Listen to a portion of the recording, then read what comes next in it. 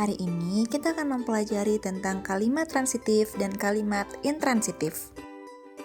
Nah, sebelum masuk ke materi, kita harus mengetahui apa tujuan pembelajaran kita ini. Jadi, tujuan pembelajaran kita kali ini adalah 1. Peserta didik dapat menjelaskan pengertian kalimat transitif dan intransitif. Kedua, peserta didik mampu membedakan antara kalimat transitif dan kalimat intransitif. Dan yang ketiga, peserta didik mampu membuat contoh kalimat transitif dan intransitif. Sebelum masuk ke materi, kita harus mengetahui apa itu kalimat. Jadi, kalimat merupakan rangkaian beberapa kata yang membentuk makna tertentu. Adapun unsur-unsur pada kalimat, yang pertama itu ada subjek atau yang biasa kita singkat sebagai S, predikat yang biasa kita singkat sebagai P, objek yang biasa kita singkat sebagai O, keterangan yang biasa kita singkat dengan K. Jadi, subjek ini adalah pelaku yang melakukan kegiatan atau aktivitas. Predikat adalah kegiatan yang dilakukan oleh pelaku. Objek itu adalah sesuatu yang diberikan kegiatan. Dan keterangan itu bagaimana, kapan, dan di mana peristiwa itu terjadi. Apa perbedaan antara kalimat transitif dan kalimat intransitif? Nah, seperti yang kita lihat di sini, kalimat transitif itu adalah kalimat yang memerlukan objek. Kalimat transitif memiliki unsur subjek, predikat, objek, atau subjek, predikat, objek, keterangan. Kalimat transitif dapat diubah menjadi kalimat pasif. Nah, selanjutnya ada kalimat intransitif. Jadi, kalimat intransitif ini adalah kalimat yang tidak memerlukan objek dan memiliki unsur subjek, predikat, atau subjek, predikat, keterangan. Kalimat intransitif tidak dapat diubah menjadi kalimat pasif.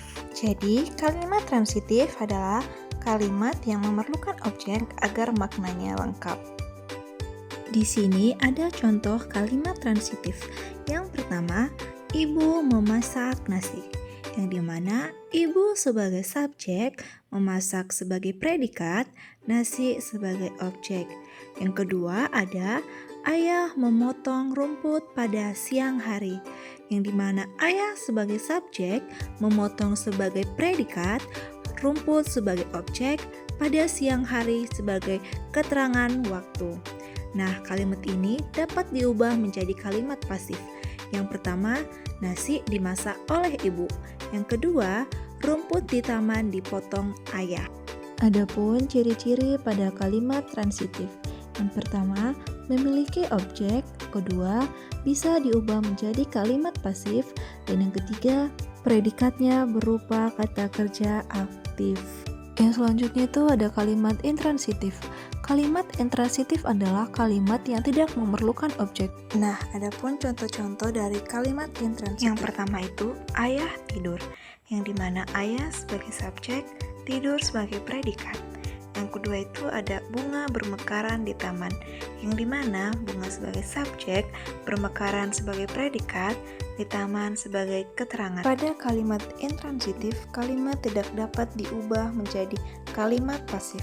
Selanjutnya itu ada ciri-ciri pada kalimat intransitif. Yang pertama tidak memerlukan objek, yang kedua tidak dapat diubah menjadi kalimat pasif, dan yang ketiga predikatnya sudah lengkap. Kesimpulan yang didapat adalah kalimat transitif dan kalimat intransitif memiliki perbedaan pada keberadaan objek.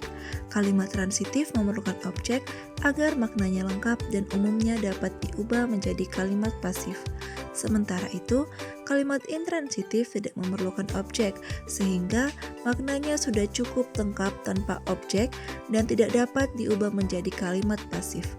Dengan memahami perbedaan keduanya, kita dapat menyusun kalimat yang benar sesuai dengan kaidah kebahasaan Indonesia, serta lebih mudah menentukan unsur-unsur kalimat seperti subjek, predikat, objek, dan keterangan. Baik anak-anak, sampai sini dulu pembelajaran kita.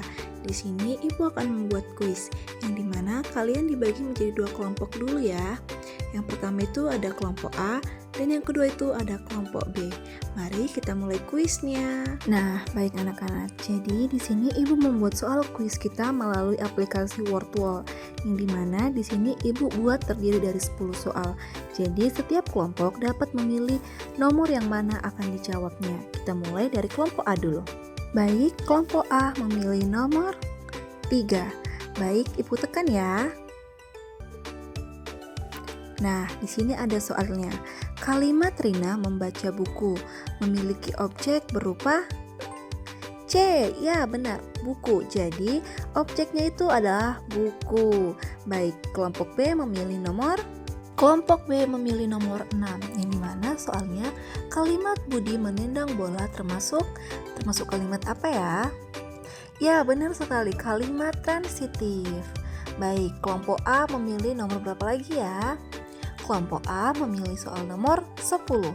Manakah kalimat yang bukan termaksud kalimat transitif? Kira-kira yang mana ya teman-teman? Ya, benar sekali. Kakak tertawa terbahak-bahak. Selanjutnya, kelompok B. Kira-kira kelompok B tahu nggak ya jawaban dari sini? Kalimat berikut yang memiliki pola SPK adalah baik, tadi Ibu sudah menjelaskan apa itu SPK, yang dimana S adalah subjek, P adalah predikat, dan K adalah keterangan. Jadi kira-kira apa ya jawabannya? Jadi jawaban dari kalimat berikut yang memiliki pola SPK adalah ya, adik bermain di taman. Baik, sampai segitu saja pembelajaran kita hari ini. Semoga bermanfaat dan dapat dipahami ya. Terima kasih.